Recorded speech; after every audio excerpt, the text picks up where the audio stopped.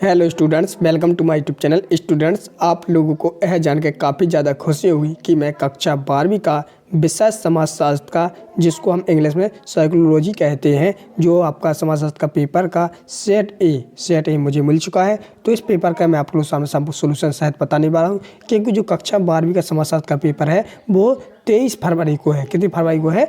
23 फरवरी को है। तो ये पेपर आपके लिए काफ़ी ज़्यादा महत्वपूर्ण होने वाला है, क्योंकि इस पेपर के माध्यम से आपकी पूरी तैयारी हो जाएगी और आपको यह भी पता लग जाएगा कि हमारे पेपर में क्या क्या आने वाला है और क्या क्या हमने सीखा है। ठीक, और इससे आप लोग सीख भी सकते हो, क्योंकि आपके पास में जितना टाइम है उतना ही बेस्ट है टाइम है आपके लिए। ठीक, तो मुश्किल से मुश्किल वीडियो 10 से 20 मिनट बनेगा। 10 से 20 मिनट में आपको डेफिनेटली अच्छी तरह समझ में आ जाएगा कि हमारा पेपर किस प्रकार से आएगा और हम किस प्रकार से इसको करेंगे। ठीक, तो चलिए शुरू करते हैं। तो जैसा कि आप लोग देख सकते हो, यहाँ पर आप लोग देख सकते हो हायर सेकेंडरी मुख्य परीक्षा 2024 और सेट ए समाजशास्त्र, वो जो यहाँ पर पूर्णांक आप लोग देख सकते हो ये दिया गया है और टोटल क्वेश्चन इतने दिए गए। समय आपके पास 3 घंटे है, तो 3 घंटे में आपको ये पूरा का पूरा पेपर करना है। यहाँ पर आपको अपना रोल नंबर डाल देना है। ठीक, चलिए, तो इस प्रकार से आपके सामने पेपर है इसी पैटर्न के आधार पर।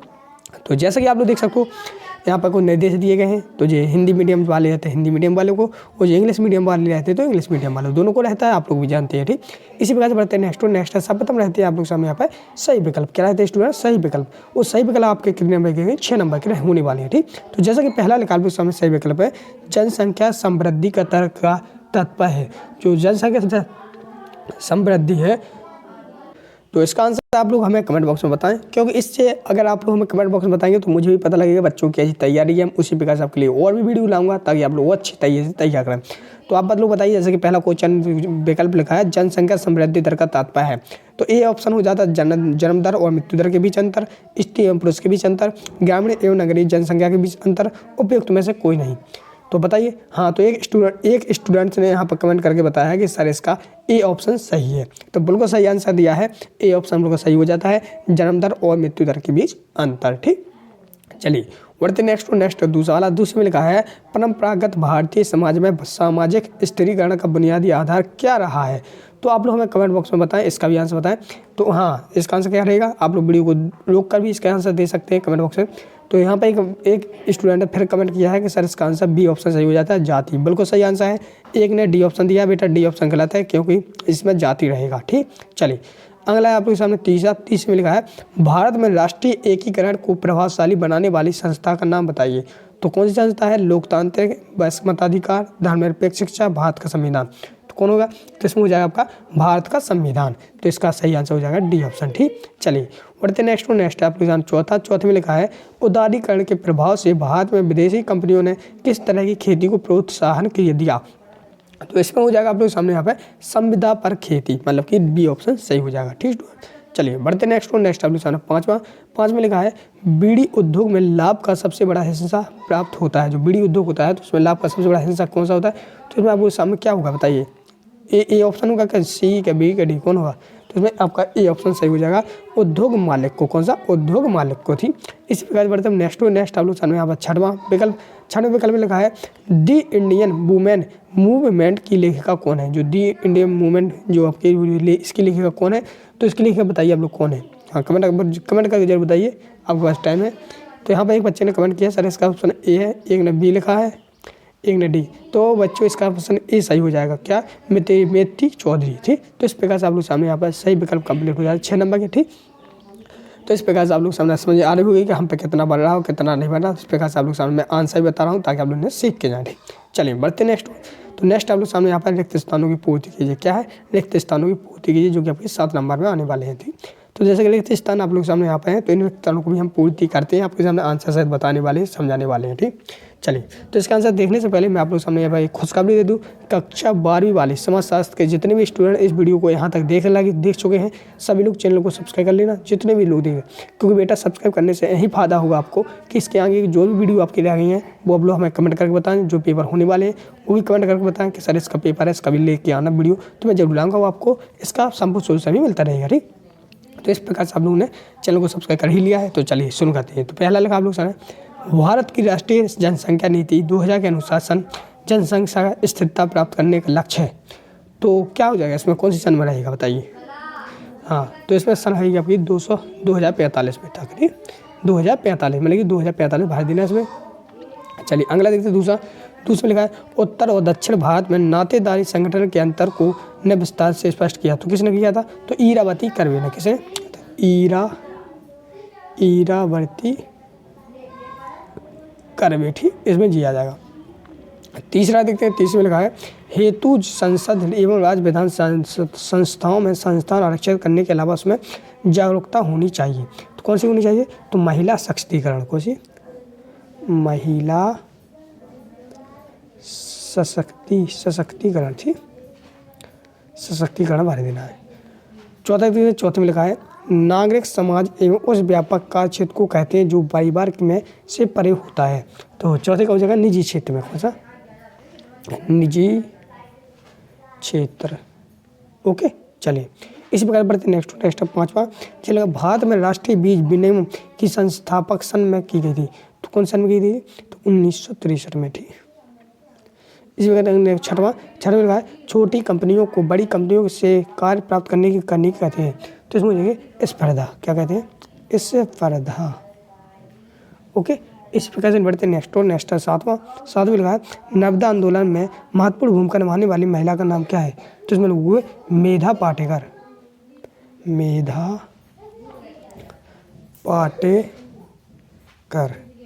ओके, इस प्रकार से आप लोग सामने यहाँ पर लिखते स्थानों की पूर्ति भी कंप्लीट हो जाती है। तो चलिए हम बढ़ते हैं अब नेक्स्ट क्वेश्चन की ओर। नेक्स्ट क्वेश्चन है आप लोग सामने यहाँ पर सही जोड़ियाँ मिलाइए। ठीक, अब यहाँ पर हम 6 नंबर में आपकी सही जोड़ी भी दी गई, तो सही जोड़ियों को हम आपके सामने यहाँ पर मिलाएंगे बाकायदा। ठीक, चलिए तो जैसे पहला लगा सामाजिक संस्था। तो सामाजिक संस्था क्या? तो इसमें हो जाएगा सामाजिक संस्था क्या है? विवाह। तो डी ऑप्शन बना देंगे। समान वेतन अधिनियम, तो मतलब कि दूसरा ये हो जाएगा 1979 में। ठीक, DP मुखर्जी यानी तीसरा वाला। तीसरे का मतलब कैसे? नव मध्यम वर्ग। ठीक, चौथा उदारीकरण। तो चौथे का हो जाएगा उदारीकरण का मतलब हो जाएगा सी ऑप्शन से, जिसमें रहेगा आप लोग बहुराष्ट्रीय कंपनियों के प्रभाव में वृद्धि। ठीक, अब गौरा देवी। तो जी गौरा देवी क्या थी? जो चिपको आंदोलन में अपना भाग दिया, तो एक चिपको आंदोलन हो जाएगा। अब नक्सली आंदोलन तो ये कहाँ पर होता है? तो ये हुआ था नक्सली आंदोलन पश्चिम बंगाल में। ठीक, तो बी ऑप्शन। तो इस प्रकार से आप लोग सामने यहाँ पर 6 नंबर की सही में सही जोड़ी आपके कंप्लीट हो गई हैं। चलिए बढ़ते हम नेक्स्ट आप लोग सामने एक शब्द एक वाक्य में उत्तर दीजिए। क्या करना आपको? एक शब्द एक वाक्य में उत्तर देना है। तो चलिए हम वो भी आपके सामने यहाँ पर बताएंगे, कौन सत्य है कौन असत्य है वो भी बताएंगे। फिर हम एक शब्द में उत्तर भी देते हैं आपके सामने। तो पहला लगा है प्रति 1000 पुरुषों पर स्त्रियों की संख्या को क्या कहा जाता है? तो कहा जाता है लिंगानुपात। क्या कहा जाता है?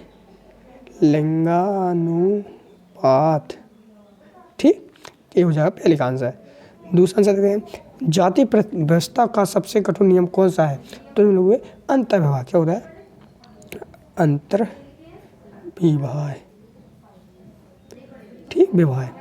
फिर तीसरे में लिखा है अंतर्राष्ट्रीय महिला दिवस किस दिन मनाया जाता है? तो ये मनाया जाता है प्रति वर्ष 8 मार्च को। कितना? मतलब प्रति वर्ष 8 मार्च को। ठीक, क्योंकि हर साल मतलब 8 मार्च को मनाया जाता है। अब आपको समझ आता है चौथे में लिखा है केंद्रीय वक्फ बोर्ड का गठन किस समुदाय के हितों के लिए किया गया था? तो ये हुआ था मुस्लिम समुदाय के लिए। कौन सी? मुस्लिम समुदाय। ठीक, मुस्लिम समुदाय के लिए। अब आता है पांच में लिखा है प्रबल जाति की अवधारणा के प्रतिपादक कौन थे या कौन है? तो ये हुए M.N. श्रीनिवास। कौन हुए? देखो M.N. श्रीनिवास। ठीक, ये 5वां हो जाएगा। छठवां है भारत में प्रथम आधुनिक उद्योग क्या थे? तो 6वें हो जाएगा। तो ऐसे लिखेगा आधुनिक उद्योग। देखो तो रुई। ठीक, रुई लिख देंगे आप, जूट, कोयला। ठीक, इस प्रकार से लिख देंगे। छठवां है अपने सामने, छठवां हो गया। फिर भारत प्रथम आधुनिक उद्योग हो गया अपना। 7वां है पिछड़े वर्गों के उत्पादन के लिए श्रीनारायण धर्म परिपालन आंदोलन भारत के किस राज्य में हुआ था? ठीक, कौन से राज्य में हुआ था? तो केरल राज्य में हुआ था। ठीक, तो केरल लिख देंगे। ठीक, तो इस प्रकार से स्टूडेंट आप लोग सामने एक शब्द एक वाक्य उत्तर कंप्लीट हो गए। तो इस प्रकार से हम आप लोग सामने बाकायदा आंसर बताते जा रहा हूँ। आशा करता हूँ आप लोगों को वीडियो काफ़ी अच्छी लगी हो तो वीडियो को लाइक कीजिए। ठीक, लाइक कर दीजिए। लाइक करने से आप लोगों को मुझे अच्छा लगेगा, मुझे भी अच्छा लगेगा। चलो बच्चों को हमारी मेहनत आपको समझ में आ रही है। चलो हम देखते हैं सत्य असत्य। क्या देखते हैं? सतसठ, जैसे कि आप लोग देख सकते हो सतसठ जी आपके भी 6 नंबर में है सतसठ। ठीक, तो देखो हम आपके सामने कराएं। जैसे पहला का है जेब की दृष्टि से पुरुष और स्त्री असमान है, मतलब ये आसमान है, तो ये हो जाएगा सत। ग्रामीण समाज में कृषि भूमि ग्रामीणों की संपत्ति आजीविका मुख्य आधार है, तो ये हो जाएगा सत। ठीक, चलो अगला है अपने सामने आहिर जाट गुज्जर राजपूत प्रभु जाति कृषक वर्ग है, तो हो जाएगा असत। महिलाएं देखभाल एवं पालन पोषण के क्षेत्र के लिए अधिक उपयुक्त नहीं है, तो हो जाएगा सत। काम की बुरी दशा हड़ताल को जन्म देती है, तो हो जाएगा सत। झारखंड आंदोलन का संचालन भारत की भील जनजातियों द्वारा किया गया था, तो वही हो जाएगा आपका सामने यहाँ पर असत। तो स्टूडेंट इस प्रकार से आपके सामने यहाँ पर सत पूरी तरह से कंप्लीट हो गए हैं। चलिए हम बढ़ते हैं नेक्स्ट आप लोग सामने यहाँ पर 2 नंबर के क्वेश्चन दिए गए हैं, जो कि आप लोग यहाँ पर देख सकते हो। तो ये सारे के सारे 2 नंबर के हैं और यहाँ पर प्रश्न क्रमांक 6 से आपके सामने यहाँ पर, तो आप लोग देख सकते हो पहले ही प्रश्न लिखा है जानकी का अर्थ समझाइए, जानकी की कोई 2 उपयोगिता लिखिए, फिर आयु संरचना से क्या तात्पर्य है। तो इनमें से आप लोग कोई ए तो आप लोग जे वाला करेंगे या ये वाला, तो इन सभी के आंसर पहले आप लोग क्वेश्चन को देख लीजिए। ठीक, इन क्वेश्चन को देख लीजिए, क्योंकि इनके आंसर मैं आपको एक पीडीएफ के माध्यम से बताने जा रहा हूँ, क्योंकि इनके क्वेश्चन मैंने ढूंढ के बाकायदा एक पीडीएफ बना ली है, तो उन पीडीएफ के माध्यम से हमको पूरे बताएंगे। क्योंकि ये पेपर है जी एक पेपर के क्वेश्चन है जी, तो उन क्वेश्चन के आंसर हमने आपकी किताब आपकी गाइड सभी जगह से ढूंढ धाड़ के हमने एक पीडीएफ बनाई है। उस पीडीएफ के माध्यम से हम आप लोग सामने यहाँ पर क्वेश्चन नंबर 23 तक, यानी क्वेश्चन नंबर 23 तक 4 नंबर तक के पूरे आंसर प्रश्न और उत्तर बताने जा रहे हैं। तो चलिए हम उसको भी देख लेते हैं।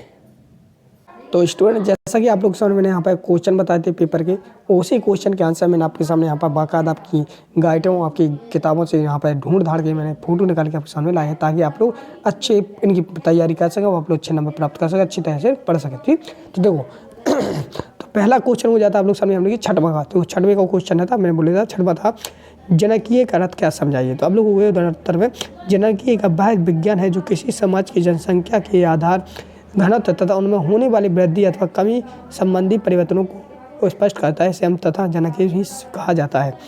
अगर आप लोगों को दिख नहीं रही हो तो आप लोग वीडियो की क्वालिटी भी बढ़ा सकते हैं, मतलब कि यूट्यूब की वीडियो की क्वालिटी बढ़ा सकते हैं, नहीं तो मैं आपके सामने यहाँ पर इस प्रकार से झूम कर देता हूँ। अब आप लोग थोड़ा अच्छी तरह से समझ में आ रहा होगा, दिख भी रहा होगा। ठीक, इसी प्रकार से बढ़ते नेक्स्ट आप लोग सामने क्वेश्चन नंबर 7, जिसमें लिखा था आयु संरचना से क्या तात्पर्य है। तो इसका आंसर लिखेंगे किसी समाज की कुल जनसंख्या के विभिन्न आयु वर्गों में विभिन्न व्यक्तियों का अनुपात आयु संरचना कहलाता है। तो ये क्वेश्चन नंबर 7 का उत्तर हो जाता है। इसी प्रकार से बढ़ते नेक्स्ट आप लोग सामने प्रश्न क्रमांक 8, जिसमें लिखा है जाति किस प्रकार का संस्कृति का हस्तांतरण करती है। तो तब लिखोगे एक जाति में जन्म लेने वाला व्यक्ति उस जाति विशेष के रहने सहने खाने पीने काम करने के ढंग को बचपन से सीखता है और बड़े होने पर वही ढंग अपनी अगली पीढ़ी को सिखाता है, जिससे संस्कृति हस्तांतरण होता है। तो इस प्रकार से आप लोग 1 से 2 बार 3 बार पढ़ेंगे, इनको अच्छी तरह से समझेंगे तो आप लोग उसको अच्छी तरह से सीख सको। इसी प्रकार से बढ़ते नेक्स्ट आप लोग सामने क्वेश्चन नंबर 9। तो इस प्रकार से देख सकते हो जैसे प्रश्न नंबर 7 में लिखा है अंग्रेजों के समय स्त्रियों के लिए कौन कौन से कानून बनाए गए थे। तो तब लिखोगे सती प्रथा निषेध कानून, हिंदू विधवा पुनर्विवाह अधिनियम, बाल विवाह अवरोध अधिनियम, मुस्लिम विवाह विच्छेद अधिनियम इत्यादि कानून अंग्रेजों के समय के बनाए गए हैं। ठीक, इस प्रकार से बताए गए थे। ठीक, इसी प्रकार से क्वेश्चन नंबर 10 जिसमें लिखा था राष्ट्रीय एकीकरण क्या है। तो तब लिखोगे राष्ट्रीय एकीकरण का अभिप्राय राष्ट्र में रहने वाले निवासियों के बीच जाति पंथ और भाषा का भेदभाव किए बिना उनमें परस्पर समान अनुभूतियों और सुख दुख की भावना का होना राष्ट्रीय एकीकरण कहलाता है। ठीक, तो इस प्रकार से आप ये भी सीख सकते हो। फिर बढ़ते नेक्स्ट आप लोग सामने प्रश्न क्रमांक 11, जिसमें लिखा है राज्य क्या होता है या राज्य क्या होता है। तो लिखोगे राज्य एक ऐसा निकाय है जो एक विशेष क्षेत्र में विधि संपत्ति एकाधिकार का सफलतापूर्वक दावा करता है। इसमें राजनीति विधेयक संस्थाओं में समुच्चय निहित होते हैं। तो ये आपके 2 नंबर के क्वेश्चन है, काफ़ी ज़्यादा मोस्ट इंपोर्टेंट है, वो अच्छे हैं आपके लिए, पढ़ने में सहायतामंद है, वो अच्छे सर भी हैं। ठीक, अगला क्वेश्चन नंबर 12, जिसमें लिखा है औपनिवेशिक शासन से स्वतंत्रता के संघर्ष की नींव कैसे रखी। तो लोग शिक्षित भारतीयों में औपनिवेशिक शासन के विरुद्ध असंतोष भड़का और वे समानता उदारता व्यक्तिगत स्वतंत्रता और स्वतंत्रता की मांग करने लगे। इस प्रकार से अंग्रेजों के खिलाफ भड़के विद्रोह ने संतोष स्वतंत्रता की संघर्ष का नींव रखी। तो इस प्रकार से आप लोग ये इसका आंसर सीख लेंगे। Question number 12। क्वेश्चन नंबर 13 था सुधार आंदोलनों को सामाजिक आंदोलन क्यों कहते हैं। तो जो सुधार आंदोलन था उसे सामाजिक आंदोलन क्यों कहते हैं? तो लोग समाज सुधार आंदोलन का मुख्य उद्देश्य समाज में व्याप्त धार्मिक तथा सामाजिक कुरीतियों को दूर करना था। इसीलिए इन आंदोलनों को सामाजिक आंदोलन कहते हैं। ठीक, अगला क्वेश्चन नंबर 14 जिसमें लिखा है औद्योगिकरण किसे कहते हैं? तो लिखोगे औद्योगिकरण से आशय शक्ति के बेजान स्रोतों के आर्थिक उत्पादन के लिए विस्तृत प्रयोग से है तथा जिससे यातायात व संचार का विकास भी होता है। तो इस प्रकार से आप लोग क्वेश्चन नंबर 14 में कभी आंसर सीख भी सकते हो और पढ़ भी सकते हो। क्वेश्चन नंबर 15 था औद्योगिकरण का आशय उत्पादन के अंतिकरण से क्या स्पष्ट है? कीजिए। तो लोग औद्योगिकरण का संबंध उत्पाद से है। वैसे तो आदिकाल से उत्पादन चल रहा है परंतु औद्योगिकरण के अंतर्गत यंत्रीकृत उत्पादन होता है। उत्पादन तथा वितरण के क्षेत्र में भी मशीनों का अधिक से अधिक इस्तेमाल होता है। मानवीय श्रम के स्थान पर यंत्रों का इस्तेमाल बढ़ जाता है। तो क्वेश्चन नंबर 15 में कभी आंसर कंप्लीट हो जाता है। चलिए बढ़ते नेक्स्ट आपके सामने क्वेश्चन नंबर 16 तो इस 16वीं का अथवा वाला उत्तर है। ठीक, तो अथवा में था आपका मलथस को यह विश्वास क्यों था कि अकाल महामारी जैसी विनाशकारी घटनाएं जो बड़े पैमाने पर मृत्यु के कारण बनती है अप्रिय है। तो अब उत्तर में लिखोगे अंग्रेज राजनीतिक अर्थशास्त्री थॉमस रॉबर्ट माल्थस का मानना था कि जनसंख्या वृद्धि का विस्तार ज्यामिति व गुरुत्व रूप से जैसे कि 2, 4, 8, 16, 32 आदि की श्रृंखला में होता है। वहीं कृषि का उत्पादन अंकगणितीय रूप से जैसे 2, 4, 6, 8, 10 आदि की तरह होता है। चूँकि जनसंख्या की वृद्धि की दर भरण पोषण के संसाधनों के उत्पादन में होने वाली वृद्धि की दर से सदा आगे रहती है, इसलिए जनसंख्या वृद्धि को नियंत्रित करने के लिए कृत्रिम तथा प्राकृतिक निरोध अत्यावश्यक है। माल्थस का विश्वास था कि जनसंख्या पर नियंत्रण का प्राकृतिक निरोध जैसे अकाल, बीमारियां, प्राकृतिक आपदाएं इत्यादि अवश्यभावी है। यह खाद्य आपूर्ति तथा जनसंख्या वृद्धि के बीच संतुलन स्थापित करने का प्राकृतिक तरीका है।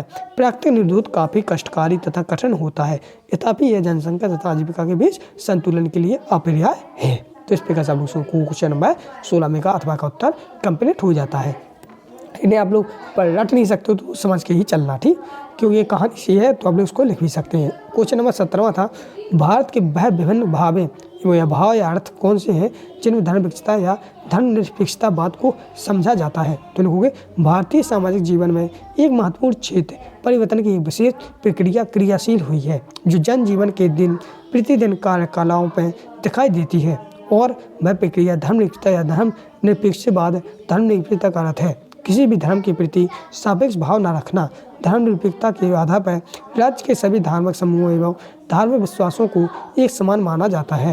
निरपेक्षता का संबंध तटस्थ तथा राज्य सभी धर्मों का समानता की नज़र से देखता है तथा किसी के साथ धर्म के आधार पर भेदभाव नहीं किया जाता है। लोगों को किसी विशेष धर्म को मानने पर या पालने के लिए वाद नहीं किया जा सकता। तो इस प्रकार से आप लोग धर्मनिरपेक्षता और धर्मनिरपेक्षतावाद को समझा सकते हैं। ठीक, चलो आगे बढ़ते हैं नेक्स्ट आप लोग सामने 18 में लिखा है सामाजिक संरचना किसे कहते हैं? तो तब लिखोगे सामाजिक संरचना का तात्पर्य उस व्यवस्था से होता है जिसमें उस व्यवस्था व संरचना के विभिन्न तत्व एक दूसरे से जुड़े होते हैं। तत्वों के व्यवस्थित संगठन को संरचना कहते हैं। सामाजिक संरचना में व्यक्ति को उसकी इकाई मानते हैं। व्यक्ति सामाजिक संरचना में एक स्थान पर न बने रहे होते हैं। उनका एक व्यवस्था में स्थान ग्रहण करना एवं सामाजिक प्रक्रिया के तहत होता है। इस प्रकार सामाजिक संरचना व्यक्ति एक विशेष रूप से है जिसमें उसके सामाजिक संबंध किसी खास संस्कार मूल्यों में से नियंत्रित होते हैं। तो इस प्रकार से आप लोग क्वेश्चन नंबर 18 का आंसर भी हो सकता है। 19वां क्वेश्चन देखते हैं। 19 में लिखा है संस्कृतिकरण के स्रोत क्या है? तो देखो आप लोग सामने संस्कृतिकरण के स्रोत कितने हैं? 4 दिए गए हैं। जैसे एक हो जाता है आपका संचार तथा यातायात के साधन, दूसरा शिक्षा, तीसरा बड़े नगर मंदिर तथा तीर्थ स्थल और चौथा हो जाता है राजनीतिक व्यवस्था। तो 4 हेडिंग दिए हैं। इन चारों हेडिंग को आप लोग सीख लीजिए क्योंकि जो संचार एवं यातायात है तो इसमें आप लोगों के सामने आपके संचार यातायात के संबंधों से संबंधित दिया गया है, इसमें शिक्षा से संबंधित दिया गया है, इसमें मंदिर तथा स्थल से संबंधित, इसमें राजनीति से संबंधित। तो चारों है काफ़ी ज़्यादा सहल है। तो हम इन्हीं हेडिंगों के अनुसार आप लोग इसमें लिख भी सकते हो, अपने दिमाग से भी लिख सकते हो। ठीक, अगला आप लोग सामने 20 में लिखा है भारत में जनजातियों का वर्गीकरण किस प्रकार से किया जाता है। तो देखो भारत में जनजातियों का वर्गीकरण उनके अर्जित लक्षणों के आधार पर किया जाता है, ठीक, जो कि आप लोग सामने यहाँ पर दिया गया है, जैसे कि आप लोग यहाँ पर देख सकते हो। जैसे यहाँ पर देखो, यहाँ पर लिखा है स्थायी लक्षण और यहाँ पर लिखा है अर्जित लक्षण, ठीक। तो स्थायी लक्षण में आप लोग सामने भाषा के आधार पर, क्षेत्र के आधार पर, शारीरिक प्रजाति के आधार, ठीक। जैसे कि जो स्थायी लक्षण है उन पर भाषा के आधार पर आता है, क्षेत्र के आधार पर आता है और शरीर के। अर्जित लक्षण में आप लोग आजीविका के बाद संस्कृति, तो जो आप लोग देख सकते हो इन्हीं के आधार पर आप लोग इस प्रकार से भी समझ सकते हो। बाकायदा इसमें तो पैराग्राफ बनी आपके सामने बताए गए बाकायदा, तो हम इस माध्यम से तालिका के माध्यम से इसको समझ भी सकते हो, ठीक। फिर आप लोग उनके लक्षण की बात करें तो लक्षण तो भाषा के आधार पर, क्षेत्र के आधार पर और शारीरिक प्रजाति, तो भाई ये लक्षण दिए गए हैं जो आप लोग इन्हीं हेडिंग के अनुसार लिख सकते हो, ठीक। अगला फिर जी अर्जित के आधार पर है, ठीक, तो इनके ऊपर अर्जित के ऊपर लिख सकते हो। चलिए अगला देखते हैं हम लोग।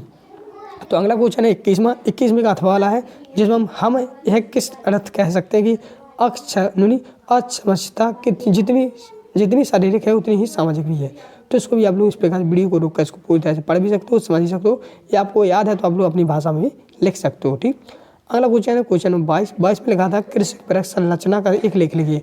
तो कृषि परक संरचना पर एक लेख लिखना था आपको, जो कि आप लोग सामने इस प्रकार से यहाँ से आप लोग इतना पूरा लिख देंगे तो आपके डेफिनेटली आपको अच्छे नंबर मिल ही जाएंगे। अगला आप लोग सामने यहाँ पर इस प्रकार से क्वेश्चन देखते हैं, उसी का आगे वाला जो है उसी में जो कि आप लोग कुछ हेडिंगों के माध्यम से भी इनको लिख सकते हो, जो कि आप इस प्रकार से दिया गया है। जो 5 हेडिंग दी गई हैं जो कि वीडियो को रोक कर लिख सकते हो। अगला आता है आप लोग सामने यहाँ पर क्वेश्चन नंबर 23। क्वेश्चन नंबर 23 में भारत में पुराने तथा सामाजिक आंदोलन इस पर भेद करना कठिन है, चर्चा कीजिए। तो आप लोग अपने इसको आप लोगों ने पढ़ा ही हुआ, नहीं पढ़ा है तो आप लोग इसको बाकायदा कहानी के माध्यम से आप लोग इसको समझ लें, और कहानी जैसे आप इसको लिख भी सकते हैं, बिल्कुल सरल भी है। जैसे कि भारत में महिलाओं, कृषकों, दलितों, आदिवासियों तथा अन्य सही प्रकार से सामाजिक आंदोलन हुए थे, ठीक। कहने आंदोलन में एक नया सामाजिक आंदोलन समझा जा सकता है। तो गेल ओम्बेडकर ने अपनी पुस्तक रिवोल्यूशन में दर्शाया कि सामाजिक असमानता संस्थाओं को समय बेहतर वाली चिंताएं इन आंदोलन में भी आवश्यक तत्व बने हुए हैं। तो इस प्रकार से आप इसको अपने दिमाग से थोड़ा बहुत इसमें जुड़ जाड़ के लिख सकते हो, उसी का आगे ये भी है, ठीक। इस प्रकार से फिर आप लोग सामने यहाँ पर पूरे के पूरे आपके क्वेश्चन जितने थे मैंने पूरे कंप्लीट करवा दिए हैं। फिर आप लोग किसी बार कन्फ्यूजन होती है तो इसी सब्जेक्ट के मैं और भी आप लोग सामने मोस्ट इंपोर्टेंट क्वेश्चन लाऊंगा, इसलिए आप लोग चैनल को सब्सक्राइब करके रखना। और इस PDF को डाउनलोड करना चाहते हैं तो डिस्क्रिप्शन में टेलीग्राम ग्रुप की लिंक है, टेलीग्राम ग्रुप को जरूर ज्वाइन कर लें। मिलते हैं नेक्स्ट वीडियो में, तब तक के लिए जय हिंद, जय भारत।